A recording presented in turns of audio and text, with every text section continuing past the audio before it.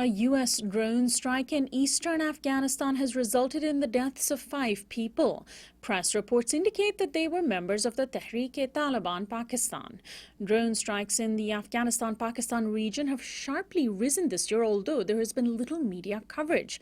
In fact, the U.S. has increasingly relied on this form of stealth warfare, where formal declarations of war are apparently unnecessary. Individuals are placed on a so-called kill list and simply assassinated extrajudicially. And best of all, no U.S. soldiers' lives are sacrificed in the process. However, whistleblowers from among the lowest parts of the chain of command operating and deploying the drones are now coming forward to speak out. They are experiencing levels of post-traumatic stress syndrome from the remote killings that they're engaged in.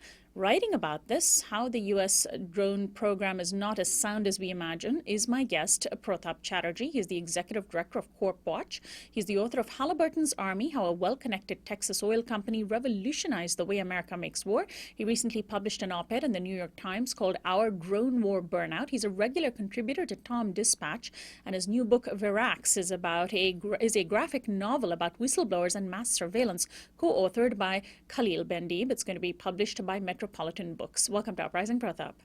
Thank you for having me, Sonali. Well, first, is there a quantifiable increase overall in the reliance on drone warfare? I mentioned Afghanistan, but is that true overall wherever the U.S. has been dropping drone bombs?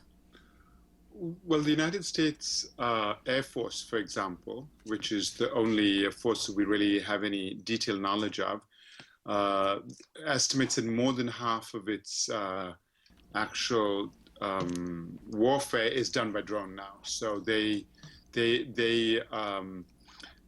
really rely on something like 65 what they call combat air patrol. So combat air patrol is actually you could say a pod, a little group of 3 to typically 4 either Predators or Reaper drones. So these are drones that operate in packs.